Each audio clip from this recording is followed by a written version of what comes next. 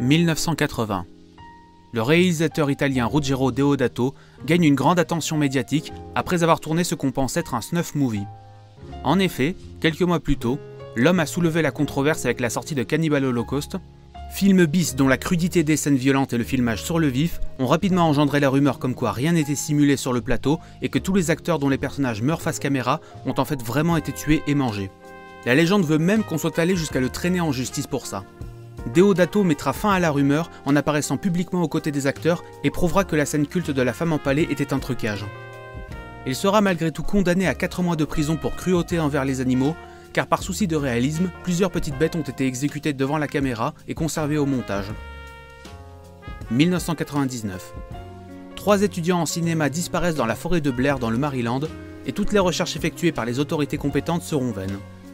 Leurs caméras seront retrouvées 1 an plus tard, et les images qu'ils ont tournées seront diffusées au cinéma, créant l'un des tout premiers phénomènes internet de l'histoire, à une époque où la distinction entre la réalité et la fiction se voulant réelle était loin d'être une évidence. A noter que contrairement à leur aîné italien, les réalisateurs Daniel Myrick et Eduardo Sanchez ont entretenu le mystère en faisant croire que les comédiens jouant les étudiants avaient vraiment disparu. Et on pourrait en citer beaucoup d'autres comme ça. L'acteur Charlie Sheen qui contacta le FBI après être tombé sur les images gore bien trop réalistes du second volet des Guinea Pigs, la série des documents interdits, qui mit des enregistrements présentés comme vrais sous les yeux de milliers de familles françaises via sa diffusion sur France 2, Mande de Canet et ses soi-disant images véridiques, et à peu près toute la carrière de Feldzub sur YouTube en fait. Consternation. Beaucoup d'anecdotes qui peuvent aujourd'hui nous paraître surréalistes, voire un brin ridicule, mais qui montrent que notre crédulité face aux images filmées ne date pas d'hier. En quelques décennies, Italiens, Américains, Japonais, Français, Anglais et bien d'autres ont totalement anéanti les barrières entre le cinéma, le documentaire, les images amateurs, le fan footage et la vérité. Le cinéma a par plus d'une occasion bouleversé notre perception du réel. Et pour cela, il lui a suffi d'une caméra, de quelques acteurs et d'une bonne grosse carence sans scrupules.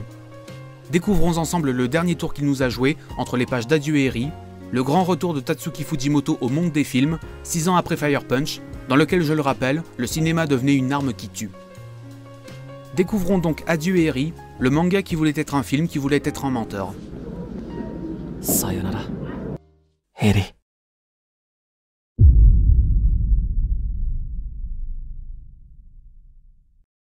Japon, de nos jours.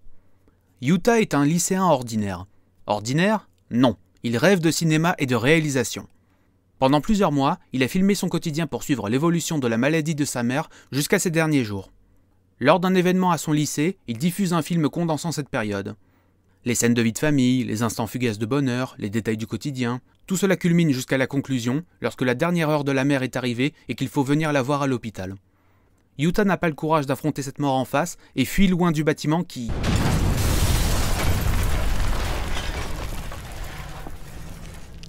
explose derrière lui. Évidemment, c'est un choix artistique qui provoque l'incompréhension, l'hilarité et le mépris des camarades et des professeurs de Yuta. Celui-ci ne supporte pas qu'un film dans lequel il a mis autant de lui-même et de ses sentiments soit ainsi rejeté, et s'apprête à sauter du toit, mais il est interrompu par Eri, une mystérieuse jeune fille amoureuse du cinéma, qui est la seule à avoir adoré son film et va l'encourager à poursuivre sa carrière de réalisateur. Le manga va ainsi devenir la chronique burlesque et surréaliste de cette relation pas comme les autres. Comme je l'ai dit, Adieu Eri est le grand retour à la réalisation de Fujimoto, et on pourrait presque le considérer comme l'autre versant de Fire Punch. Outre quelques similarités amusantes, les deux œuvres sont les deux facettes d'une même pièce. Fire Punch racontait tous les doutes et les appréhensions d'un auteur concernant le culte quasi-religieux autour du cinéma populaire, et tenait un discours désenchanté sur la réalisation et le métier de comédien. Il est clair qu'en 6 ans, ces doutes ne se sont pas dissipés, mais Adieu Eri semble nous montrer un Fujimoto légèrement apaisé.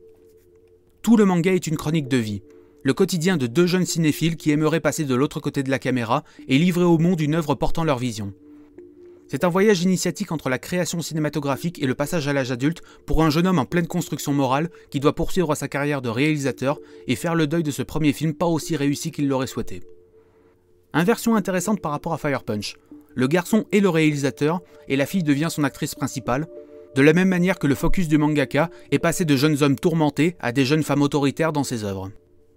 Fujimoto travaille depuis le début de sa carrière un féminin puissant, conquérant et dominateur. des personnages de femmes troubles, ambigus, mais qui se caractérisent presque systématiquement par leur ascendant sur les personnages masculins, soit physiques, soit psychologiques, mais duquel elles jouent pour servir leurs propres intérêts dans des univers où le contrôle de l'autre est une ressource à part entière.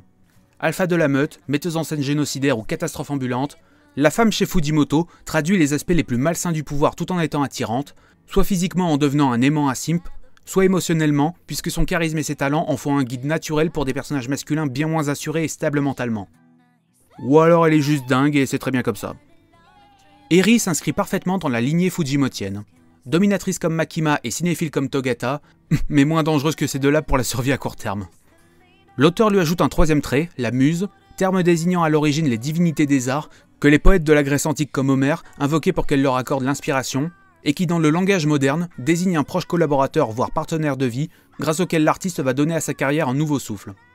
L'ascendant du féminin n'est pas systématiquement négatif pour Fujimoto. Il peut permettre de guider le héros, de le pousser à se dépasser en découvrant de nouvelles choses sur lui-même et sur son rapport aux autres. Chez Fujimoto, on ne peut jamais dire avec certitude « cette fille est gentille » ou « cette fille est méchante », puisque l'auteur brouille constamment les pistes. Si Agni devient fou, ça n'est ni la faute de Togata ni celle de Juda, mais avant tout de ses complexes personnels et de son incapacité à surmonter son deuil. Si Denji est un chien, c'est certes à cause d'une fille particulièrement diabolique, mais aussi à cause de son incapacité à devenir un homme. Si Fujimoto met presque toujours en avant un duo principal homme-femme dans ses œuvres, c'est la première fois qu'il en présente un qui ne soit pas conflictuel, mais à l'inverse complémentaire. Eri apporte ses connaissances en cinéma et son soutien sans faille à Yuta, qui en réponse va lui offrir le film dont elle rêve et dont elle sera le sujet principal. Une relation atypique qui, vous vous en doutez, va petit à petit muter en romance. Bon, c'est Fujimoto, donc vous vous doutez que les festivals d'été en kimono et les échanges de fluides ne sont pas à l'ordre du jour. La relation reste toujours platonique et distante, mais bizarrement, on arrive à comprendre que dans la logique de ces tourtereaux, il y a de vrais sentiments, même si ça n'est pas aidé par le fait qu'Eri est une fille étrange. Elle a l'air constamment blasée de tout, et jauge son environnement avec une froideur analytique désarmante. Enfin, je dis ça, mais monsieur n'est pas plus sentimental. C'est un des traits récurrents des personnages fujimotiens. Ils laissent volontiers leurs émotions au placard pour appréhender les situations avec détachement. Des fois c'est une façon de se protéger du monde extérieur, à d'autres c'est plus une question de santé mentale défaillante. Est-ce qu'Eri convainc Yuta de renoncer à se jeter du toit en étant douce, à l'écoute et empathique? Non, elle lui conseille de le faire depuis un autre endroit et s'inquiète pour son portefeuille qui pourrait s'écraser avec lui sans jamais servir. Plus glacial tu meurs, c'est vrai. Mais c'est parce que chez Fujimoto, les émotions sont dangereuses. Si les personnages les laissent les guider, ils prennent le risque de faire de très mauvais choix, voire de commettre des atrocités, donc ils préfèrent rester extérieurs à tout ce qui les entoure, même si avec le temps et l'enchaînement des drames personnels, la carapace de cynisme finit fatalement par se craqueler. Comment se manifeste l'amour chez Fujimoto? Par la soumission, par l'immoralité, par des déclarations sans aucun débordement d'émotion. C'est peu conventionnel, c'est le moins qu'on puisse dire, mais c'est comme ça que les personnages choisissent de fonctionner. Fujimoto ne jugeait pas ses personnages même quand il en faisait des meurtriers de masse. Vous vous doutez qu'il ne va pas non plus le faire avec deux lycéens incapables de se dire « je t'aime ». On peut même se demander si Eri est réelle. Oui, je sais, drôle de question quand on parle d'un manga. Mais la question est, pour qui est-elle réelle? Et se poser cette question sous-entend une autre question qui n'a a priori rien à voir. C'est quoi le cinéma? Non mais je veux dire, c'est quoi le cinéma pour vous? En fait, c'est quoi aimer le cinéma?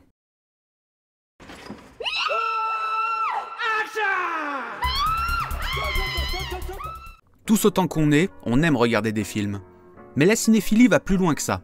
C'est considérer le cinéma comme un langage à part entière, un univers qui a sa propre vie au-delà des paillettes du sommet du box-office. C'est non seulement voir mais essayer de comprendre les films, les comprendre comme des entités certes unitaires, mais imbriquées dans une production, dans une époque donnée, dans un contexte social et politique, bref, une petite histoire dans la grande histoire du cinéma, qui elle-même n'est jamais qu'un des visages de l'histoire avec un grand H, n'en déplaise à ceux qui vous diront que le cinéma n'est pas politique. Spoiler, si, vous en mettez tout le temps. La cinéphilie, c'est vouloir voir plus loin que l'écran de projection et les facéties de la mise en scène, c'est vouloir décrypter l'esprit du ou des créateurs, et peut-être avec de la chance entrevoir l'indicible secret du cinéma. Mais si, vous savez, ce secret qui expliquerait enfin son pouvoir de fascination. Qu'est-ce qu'une psychopathe sans pitié comme Makima a bien pu voir sur cet écran qui aurait été capable de l'émouvoir? Pourquoi donner sa vie et celle de centaines d'autres pour un film que personne ne verra jamais? Et bordel, pourquoi se donner la mort juste parce que notre film a été mal compris par les autres? Et pourquoi y renoncer par amour du cinéma? Dans l'imaginaire fujimotien, le cinéma tue, mais filmer sauve. Pourquoi? Ce qui fait du 7e art le plus singulier de tous, c'est qu'il possède un pouvoir dont la puissance dépasse de très loin tous les autres. L'art, c'est par définition la représentation. Le monde est ce qu'il est, l'art est censé le représenter dans toute sa diversité et sa complexité, quelle que soit la méthode. La littérature utilise les mots, la bande dessinée le dessin, la photographie fige un instant fugace sur pellicule. Mais au final, toutes ne captent qu'un fragment de réel. Le cinéma est différent. Grâce à la caméra, il est capable d'enregistrer le mouvement en temps réel et de le rediffuser via différents canaux. Tout ceci n'est pas réel, n'est pas réel, n'est pas réel. L'art le plus proche du réel est pourtant la plus grande farce de l'histoire de l'art. Prenons un exemple totalement au hasard avec un individu bien lambda. Voilà, celui-là, bien lambda. C'est un simple citoyen britannique de plus de 40 ans émigré aux États-Unis, et pourtant en 15 ans, le cinéma, la télévision et le 8e cercle des enfers ont tenté de nous faire croire qu'il a pu être à tour de rôle un héros grec, un homme d'acier, un méchant James Bondien, un chevalier Jedi de fantasy, Sherlock Holmes, je sais pas quoi, et peut-être un jour un Space Marine. Ça n'a aucun sens, on est d'accord. Tous et toutes, on est de sacrés nique-douilles de nous laisser avoir comme ça, on est d'accord.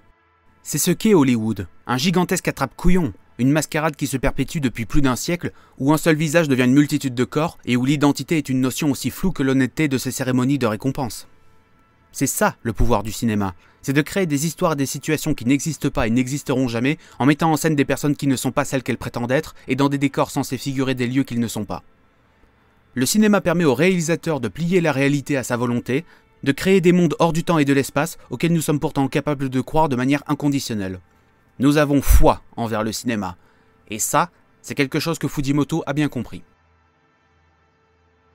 Caméra 1 Oui, bonjour. Caméra 2 Comment allez-vous? Caméra 1 Bien, merci. Caméra 2 Bon Caméra 1 Caméra 3 sur les deux. On ne fait pas plus cinématographique que le manga. La boîte à images est à la base de l'esthétique tout entière de la BD japonaise.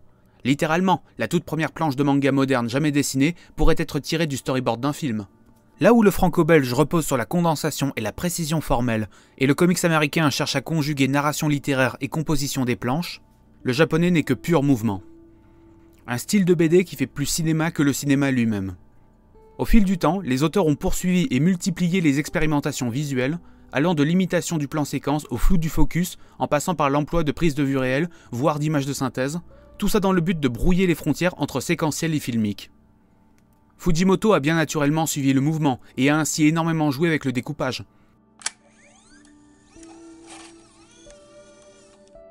Dans ce chapitre de Fire Punch, Togata fait face à un ennemi. Mais vu que c'est un immortel et qu'elle en a déjà tué un juste avant, elle préfère ne pas filmer le combat pour éviter la redondance dans son film. Donc elle demande à son assistante de couper la caméra.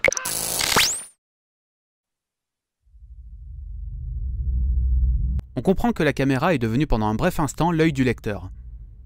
Quand l'une s'éteint, l'autre devient aveugle, et durant ce laps de temps ne durant qu'un saut de page, une violente bataille a eu lieu.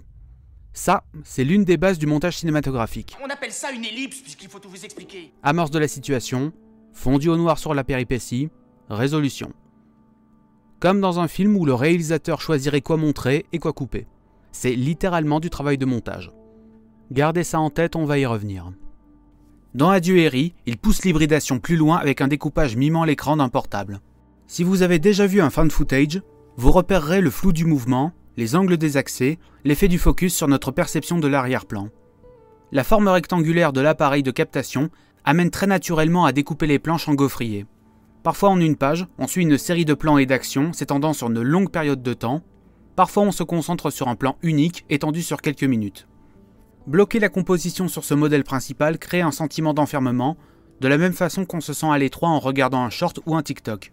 Nous sommes enfermés avec les personnages, avec leurs états d'âme, avec les petits instants de malaise du quotidien captés par 4 petits rectangles qui se répètent inlassablement.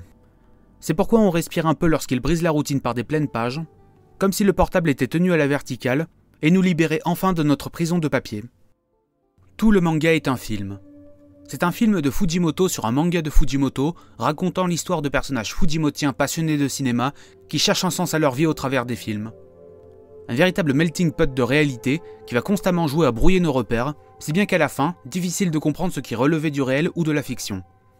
Parfois la fiction nous permet de révéler ce qui ne peut pas être dit ou fait dans la réalité, ou à l'inverse, le réel nous dévoile ce que la fiction cherchait à nous dissimuler. C'est sur cette frontière rendue très mince par la caméra que le manga cherche à nous faire danser. Parce qu'elle passionne son auteur et qu'il veut nous transmettre cette passion. Fujimoto a un rapport ambigu au cinéma. Il en est évidemment fan, mais il ne devient jamais excessivement sentimental à son propos. Adieu Eri pourrait être juste une parenthèse fantaisiste et une ode à la création artistique. Il pourrait être un manga sur la façon dont le cinéma nous construit en tant qu'individu, mais non.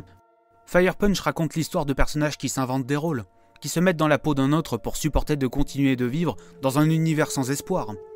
Ils se racontaient leurs propres films pour éviter de regarder la réalité en face, et pourtant celle-ci finissait à chaque fois par leur revenir en pleine gueule. Même chose pour Adieu Eri, dans lequel on filme car on en ressent un besoin viscéral et inexplicable afin d'exprimer des choses qu'on serait incapable de dire avec des mots. Mais l'évasion ne dure qu'un temps et l'illusion se dissipe, et nous devons affronter en face les conséquences de nos actes, affronter le public et son avis sans pitié. Le film n'est qu'un refuge temporaire, en aucun cas il ne saurait prendre le pas sur nos vies, même si beaucoup sont prêts à conjuguer l'un et l'autre. C'est pas ce qui était prévu. Coupez! Coupez! Faire un film, c'est déposer un bout de son cerveau sur la pellicule, livrer un fragment de soi-même et de sa vision du monde. Y a-t-il plus intime en soi à livrer qu'un film sur le deuil? La perte d'un être cher, la vie qui doit continuer malgré cette absence, l'insoutenable douleur provoquée par elle qu'il nous faut pourtant surmonter. Une douleur propre à chacun, qu'on exprime donc tous à notre manière. Donc est-ce qu'il y a vraiment un problème si on conclut un tel film par une explosion digne d'un blockbuster du dimanche? En quoi ça serait indécent ou de mauvais goût? Qui a le droit de décider de la façon dont on fait son deuil? Pour faire le sien, James O'Barr a écrit un comics où il s'imagine comme un immortel séparé de son aimé par la tombe et qui va réclamer vengeance auprès des responsables de cette perte. Pour faire le sien, Francis Ford Coppola a imaginé une rêverie gothique surréaliste où son enfant décédé reviendrait le hanter pour le détruire. Pour faire le sien, le grand H.R. Giger a peint 2 portraits de sa compagne, imbriqués dans les paysages biomécaniques de son esprit. Tous choisissent de faire de leur deuil un élément à part entière de leur art. Sont-ils condamnables pour autant? Non. Leur peine et leur méthode pour la surmonter ne regardent qu'eux. Quoi que puissent en penser les valeurs morales toujours plus floues de notre société. Fujimoto déteste la réalité. Il déteste le monde dans lequel on vit, les conventions sociales auxquelles nous sommes tenus de nous conformer. Pour lui, le monde du travail est une forme d'esclavage moderne, et les autres gens sont des prédateurs pétris de préjugés et de méchanceté, prêts à déverser leur bile sur le premier élément perturbateur venu. Même l'être aimé est une figure ambiguë. Source de trauma psychologique ou seigneur régnant sans partage sur le domaine de notre innocence. La seule chose qui soit constante, pure et quelque part réelle à ses yeux, c'est le cinéma. Le cinéma nous livre le plus gros et improbable de tous les bobards, mais c'est justement parce que nous savons parfaitement que tout y est faux, que nous avons la certitude que ni le cinéaste, ni aucun membre de l'équipe technique n'essaye de nous flouer. Ce que nous offre le cinéma, c'est une vérité. Pas la vérité avec un grand V, seulement celle que le réalisateur veut nous donner. Elle prend de nombreuses formes, mais l'un des biais par lequel elle nous parvient, c'est le montage. Si vous commencez à le filmer au bon moment, n'importe quel gus avec des super pouvoirs qui tape sur autre chose que votre famille deviendra un super-héros. En quelques cuts bien placés, votre parent abusif et égoïste deviendra une bonne personne aux yeux des spectateurs, votre vision deviendra la leur. Et c'est là qu'on en revient à Eri. Comme dit plus tôt, le féminin fujimotien est particulièrement marqué par la dominance et parfois la possession. Mais qui nous dit qu'il ne s'agit pas juste d'un habile montage de l'auteur pour ne garder que certains traits de leur personnalité? Peut-être que Makima a de l'empathie pour les gens, que Power est modeste et altruiste, peut-être même que Nayuta est vraiment le démon de l'apocalypse. Nous n'en saurons rien puisque seul le point de vue de Fujimoto définit leur personnalité et notre façon de les percevoir. Avec Eri, Fujimoto est bien plus honnête. Non, elle n'est pas cet idéal féminin duquel on tombe instantanément amoureux. Non, elle n'est pas l'image de la perfection que nous vendent la pub et les réseaux sociaux. Elle est un être humain, avec ses inévitables défauts. Mais préfère-t-on garder d'elle l'image d'une cinéphile qui vous pousse à vous dépasser et à atteindre vos objectifs? Ou celle d'une lycéenne ordinaire avec un sale caractère?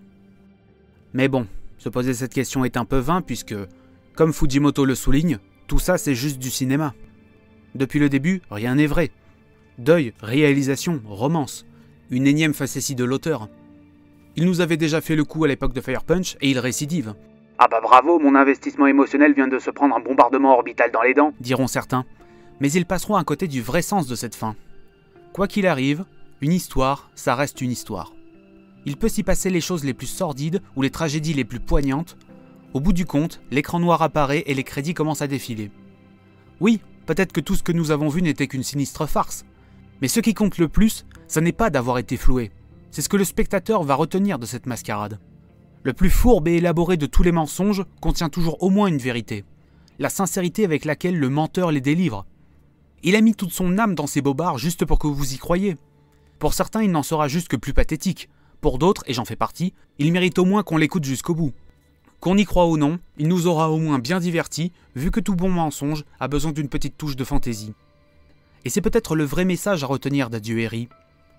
Le monde est un endroit déjà bien triste sans qu'on ait besoin d'y rajouter plus de négatif. Alors toutes et tous, on peut se permettre d'y ajouter un petit grain de folie. Ça ne le changera pas, c'est sûr, mais au moins, on aura bien rigolé. Et au passage, c'est aussi cette fin qui me fait me dire que Fujimoto, c'est définitivement un punk.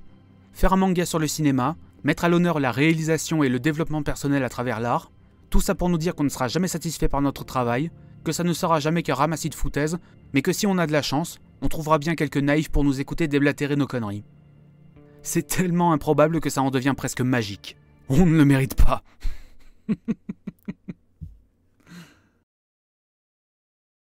Madame, je n'écrirai rien sur ce film, c'est une merde. Le réalisateur Brian De Palma a dit que le cinéma, c'est le mensonge 24 fois par seconde. En réponse à ça, notre Jean-Luc Godard national lui a rétorqué que pour lui, le cinéma, c'est la vérité 24 fois par seconde. Personne, et je dis bien personne, n'a jamais réussi à les départager. Pour certains, le cinéma c'est juste de l'esbrouffe à laquelle on donne du sens. Pour d'autres, c'est du sens né du factice. L'un ou l'autre, les deux à la fois, aucun des deux, on n'en sait rien et ça n'est sûrement pas une vidéo YouTube qui va trancher. Mais Fujimoto apporte sa contribution au débat. Le cinéma, c'est 24 fois par seconde. Il existe et c'est très bien comme ça. Adieu Harry, c'est un peu un best-of des obsessions de son auteur. Un cinéphile à la fois fantasque et un peu trop réaliste pour son propre bien. Pour qui le cinéma est une expérience qui dépasse le cadre rationnel et éclaire nos vies d'une lumière nouvelle. Et quand il commence à écrire un manga sur lui, il le vampirise, le tord dans tous les sens et en fait une gigantesque foire à l'embrouille qui veut bouleverser les notions de réalité et de fiction tout en étant lui-même une fiction à la base. Est-ce qu'il fait ça pour jouer au plus malin avec nous? Non, il veut juste ce pourquoi on a créé les films à la base, s'amuser. Et ça, c'est quelque chose qu'on a un peu tendance à perdre de vue quand on parle de cinéma dans la sphère publique. Tonton Fujimoto est là pour nous rappeler à tous qu'on n'est pas là pour se bagarrer sur le nombre de minorités soi-disant en trop dans un film ou sur un hypothétique canon littéraire que personne n'a lu. On est là pour un peu de bonheur, alors nous nous prenons pas trop la tête et recommençons à nous émerveiller, quitte à sortir de notre zone de confort. Quand on veut se trouver une place parmi les loups, le mieux qu'on puisse faire, c'est encore d'être le chien le plus malin de la meute.